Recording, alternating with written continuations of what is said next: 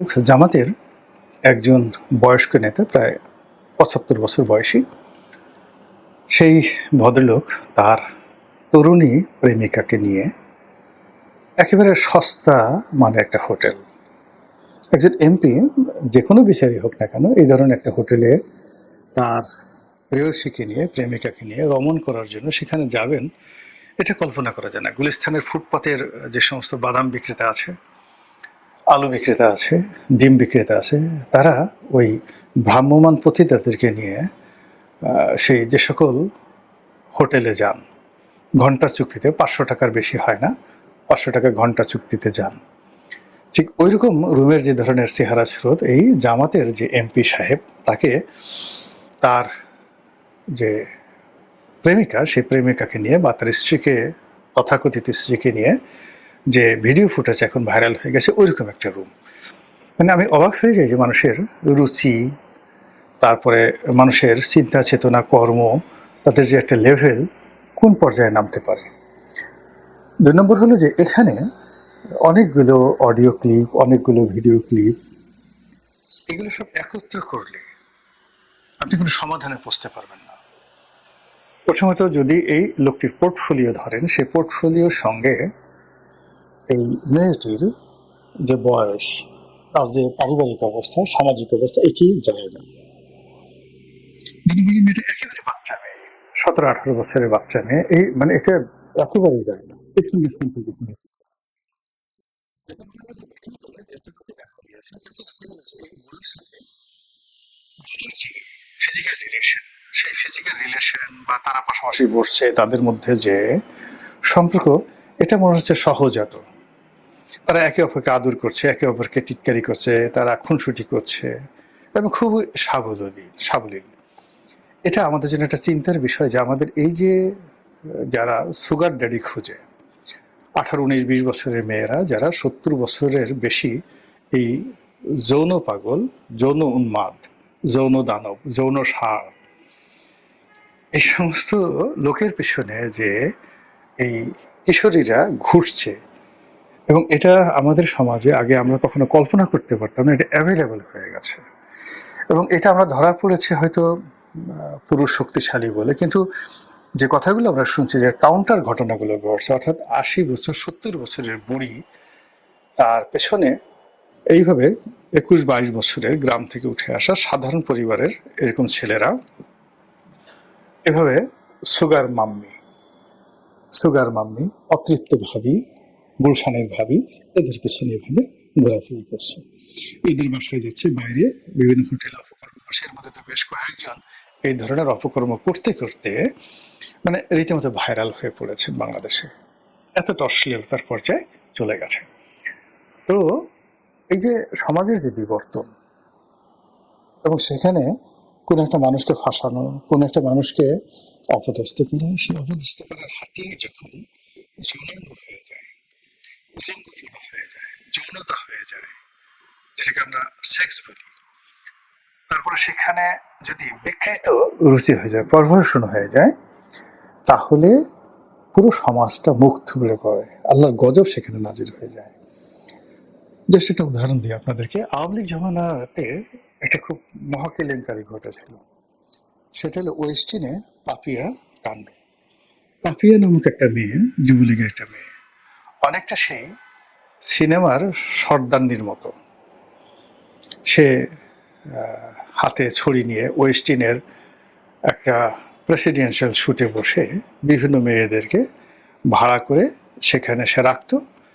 আর সে সকল মেয়েদের সঙ্গ লাভ করার জন্য আওয়ামী লীগের বড় মন্ত্রী, এমপি, সেক্রেটারি, সরকারের আমলা কামলা, এদের একটা বিরাট গ্রুপ সে ওয়েস্টিনে যেত, এবং সেখানে মদ খেয়ে তারা যে মাতলামোগুলো করত, এবং সেখানে তাদের যে বিকৃত যৌনাচারগুলো হতো, এবং ওই যৌনাচারকে এবং বিকৃত কর্মকাণ্ডকে, যাকে বলা হয়, প্রমোট করে এবং ওইগুলোকে অ্যাসেট বানিয়ে সেই পাপিয়া এবং তার সঙ্গে একটা সিন্ডিকেট ব্যবসা বাণিজ্য থেকে শুরু করে অনেক কিছু করত।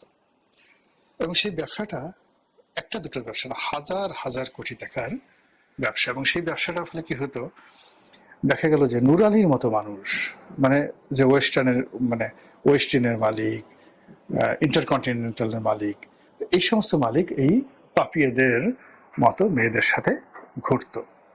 এবং ওই সময়টাতে আওয়ামী লীগ জমানাতে আপনি দেখবেন কিছু কিছু মানুষের হাতে এই পাপিয়া লেভেলের যারা লোকজন আছে তাদের হাতে এত হাজার হাজার কোটি টাকার ব্যবসা বাণিজ্য চলে আসলো, যেগুলো আপনি মিলাতে পারবেন না। আপনি এসে একজন দেখেন তো, একজন শাহেদ, সে টাউট শাহেদ, কিংবা ধরুন একজন জিকে শামীম, এদের সাথে কি ৩-৪ হাজার কোটি টাকার বা কোনো বড় কোনো ব্যবসার বা শিক্ষার মানে কোনো সংযোগ আছে? হাউ দে মানে গট দ্য বিজনেস? কিংবা ধরুন একজন আন্ডার রফিক কি করে এই পর্যায়ে চলে গেল, কি করে তার সাথে বেনজিরের এত বন্ধুত্ব হয়ে গেল? এইভাবে যখনই দেখবেন যে একটা অসামঞ্জস্যকর, একটা অসাম সম্পর্ক, সেটা নারীর সঙ্গে পুরুষের হোক, রাজনীতিবিদের সঙ্গে ব্যবসায়ীদের হোক, সেখানে আপনি দেখবেন যেখানে পারভার্সন অফ সেক্স এটা থাকে, আর সেক্সটাকে ব্যবহার করা হয় যে ইনস্ট্রুমেন্ট হিসেবে। আওয়ামী লীগ জামানাতে বেশ কয়েকজন প্রভাবশালী আমলা, যারা সরকারের সবকিছু নিয়ন্ত্রণ করতো, পুলিশের ধরেন একজন, জাস্ট উদাহরণ হিসেবে দিলাম, আর্মির একজন, তো এদের পেছনে দেখা গেল যে ভারতীয়রা এদের পিছনে এই দেশের সবচেয়ে সুন্দর সুন্দর 4-5 জন নায়িকা, মডেল তাদেরকে লাগিয়ে দিল ফুল টাইম।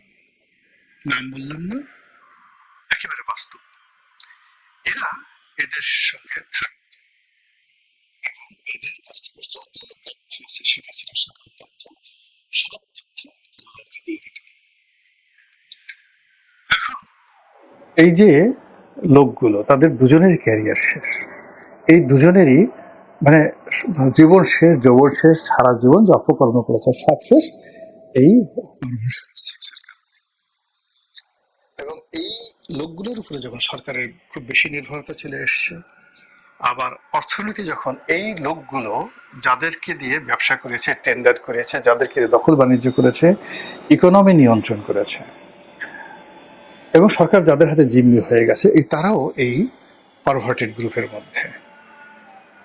আওয়ামী লীগের যে সকল অলিগার শ্রেণী ছিল, সেই অলিগার শ্রেণীর এই শুরুটা কিন্তু এই পাপিয়া কাণ্ডের এখান থেকে, তার পাশে নায়িকা, গায়িকা, সেক্সুয়াল পারভার্সন এবং নিম্নমানের লোক দিয়ে ব্যবসা বাণিজ্য সবকিছু করে তারপরে সেই টাকার একটা অংশ শীর্ষ নেতাদের মাধ্যমে চলে যেত দেশের বাইরে।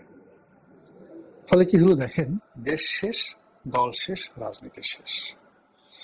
এখন সেই কাজগুলো অতীতে যেভাবে চলেছে 17 বছরে, বর্তমান জমানাতে এসে সেটা আরো বেড়ে গেছে।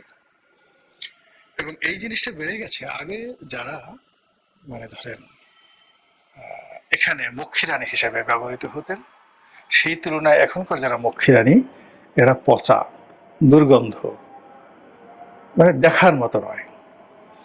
আগে মক্ষী রানীর যে সমস্ত যারা খদ্দের ছিল, সেই খদ্দেরদের চেহারা ভালো ছিল, বড় পদ ছিল, পদবী ছিল।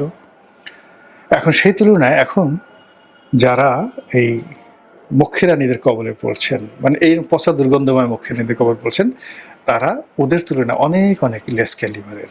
কারো বয়স 70, কারো বয়স 75, কারো বয়স 80 বছর হয়ে গেছে, কিচ্ছু করতে পারে না, হাতটা উঠাইতে পারে না, কিন্তু হাতটা নিয়ে তার বুকের উপর রাখলো, এর বিনিময়ে সে দেখা গেল পুরো ঢাকা শহর লিখে দিল। এই কাজগুলো যে শুরু হয়ে গেছে, এটা থামবে না। এটা থামবে না, কারণ হলো যে আমাদের এই সমাজে আপনি দেখবেন যে ভালো কাজগুলো বিস্তার লাভ করে না। গোলাপের বাগান বিস্তার লাভ করে না। আপনি একটা গোলাপের চারা লাগালেন, ওখান থেকে শুধুমাত্র গোলাপই বের হবে। কিন্তু আপনি একটা বাগানে দুব্বা ঘাস লাগিয়ে দেন, এটা বিস্তার লাভ করতে থাকবে। তেমনি করোনা বলেন, অন্য ভাইরাস জনিত যে সমস্ত রোগ বলেন, জীবাণু বলেন, সেগুলো কিন্তু বাড়তে থাকে মারাত্মকভাবে। তো সেক্ষেত্রে এই সময়টিতে যে সেক্সুয়াল পারভার্সন বা যে হানি ট্র্যাপের ঘটনা ঘটছে, অর্থাৎ প্রতিপক্ষকে দমন করার জন্য যেভাবে নারী দিয়ে হাত পাতা হচ্ছে, এটা বন্ধ হবে না। আপনি যার জন্য করেছেন সে আবার আপনার জন্য করবে, এটা বাড়তে থাকবে। 2 নম্বর হলো যে ক্ষমতাধর লোকদের, এই যে জামাতের যে লোকটি, এই লোকটির যে পারভার্সনটা আপনি দেখলেন, এই পারভার্সনটা শুধুমাত্র উনি ধরা পড়েছে, কিন্তু এরকম অসংখ্য লোক রাজনীতির বড় বড় পদে আছে, বয়স্ক মানুষ আছে। এদের এই ঘটনাগুলো মানে যারা মানে অত টুপি পরে আছে, পাজামা পাঞ্জাবি পরে আছে, ওখানে আপনি হয়তো আগে সেই মামুনুল হকের 501 নম্বর রুমকে বিকৃত করে রুম নম্বর দিলে রুম নম্বর 502। কিন্তু আপনি যদি আরো ইন ডিটেলসে যান, দেখবেন অনেক কোট পরা, টাই পরা ভদ্রলোক, এর বয়স 75, কিন্তু এর বয়স 78, 80 বছরের অনেক লোক, যাদের নাতিপুতির বিয়ে হয়ে গেছে, গিয়ে দেখবেন যে তারা এরকম 503, 504, 505 এরকম অসংখ্য রুম বুক করে এই লোক যে কাজগুলো করছে তার চেয়ে আরো নোংরা কাজগুলো তারা করছে। জাস্ট একটা ছোট্ট উদাহরণ দিই। প্রভাবশালী একজন রাজনীতিবিদ, কোন দলের আমি বলবো না, প্রভাবশালী রাজনীতিবিদ, সে আর এক প্রভাবশালী মহিলা রাজনীতিবিদ, তরুণী, তার মেয়ের বয়সী তরুণী, প্রভাবশালী রাজনীতিবিদ, সুন্দরী, তাকে নিয়ে একটা হোটেলে, 5 স্টার হোটেলে গোসল করতেছে সেই বিকিনি পরে, বুড়ার বয়স ধরেন 73-74 বয়সী, সবাই চিনবেন তাকে।